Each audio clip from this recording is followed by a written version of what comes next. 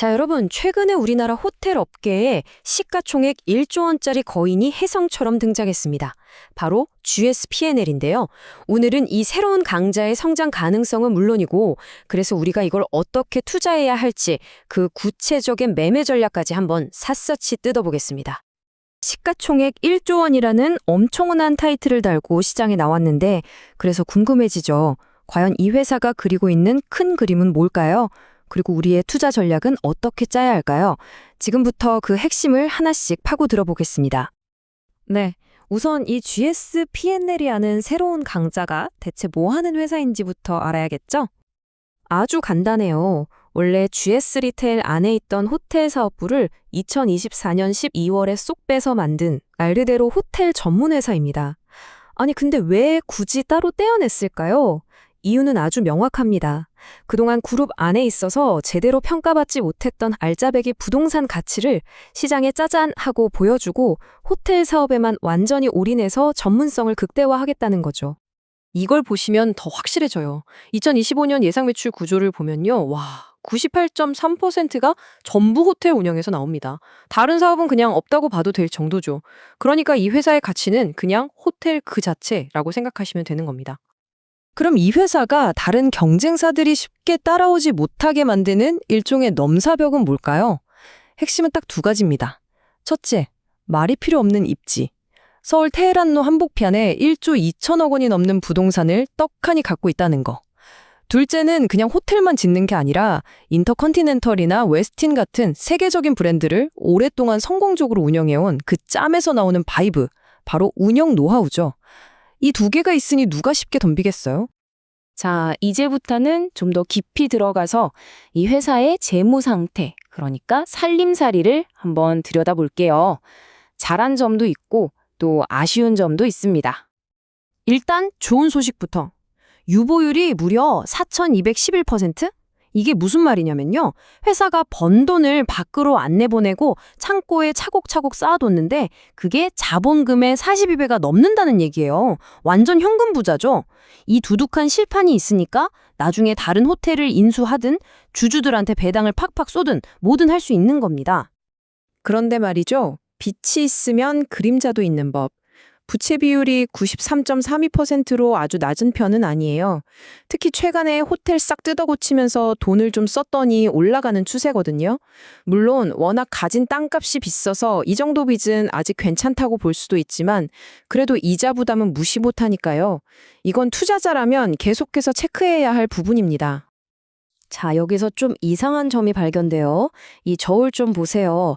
왼쪽, 그러니까 매출은 4,816억 원으로 쭉쭉 늘고 있는데 오른쪽, 순이익은 거꾸로 22.7%나 줄어들었어요. 아니, 장사는 더 잘했는데 왜 주머니에 남는 돈은 더 적어진 걸까요? 범인은 바로 이자 비용이었습니다. 11억 원이 넘는 이자랑 이것저것 쓴 일회성 비용이 애써 벌어놓은 돈을 다 갉아먹은 거죠. 오케이. 그럼 지금까지의 성적표는 이끌어야 하고 앞으로가 더 중요하잖아요. 이 회사의 미래, 우리가 왜 여기에 투자해야 하는지 그 핵심 투자 포인트를 짚어보겠습니다. 가장 큰 포인트는 바로 타이밍입니다. 지금 서울 고급 호텔 시장이요. 완전 공급이 딸리는 상황이에요. 지을 땅은 없는데 외국인 관광객은 물밀듯이 들어오고 있거든요. 한마디로 호텔들이 배짱 장사를 할 수 있는 완벽한 판매자 시장이 열린 거죠. 그리고 GSPNL은 그 시장의 한가운데 떡하니 서 있는 겁니다. 그럼 어떻게 되냐고요? 바로 실적으로 보여주죠. 2025년에 780억 원 벌던 영업이익이요. 딱 1년 뒤인 2026년에는 무려 1,073억 원으로 점프할 걸로 예상됩니다. 이게 바로 앞서 말씀드린 시장 상황의 효과가 숫자로 터져나오는 순간인 거죠. 이런 폭발적인 성장을 이끌 3단 부스터가 이미 장착 완료됐습니다.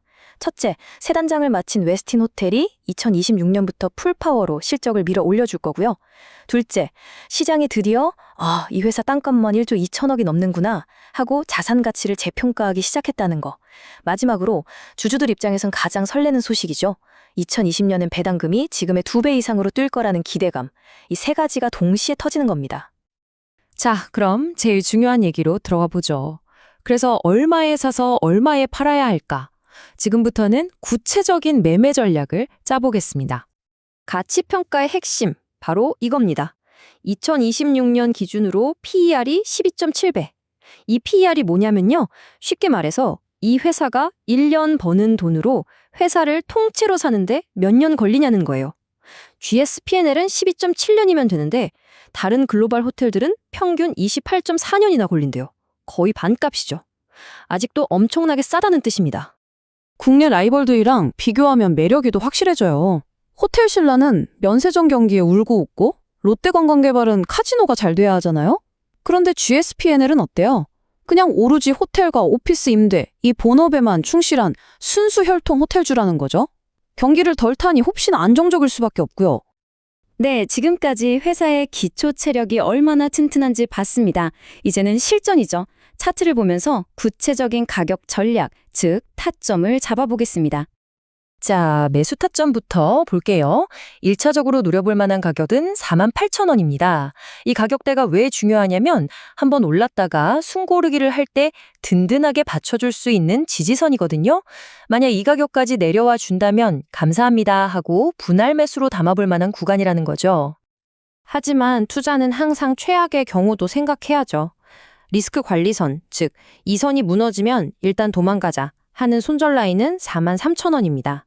여기가 왜 중요하냐면 중기 추세의 마지노선이라고 불리는 121선이거든요.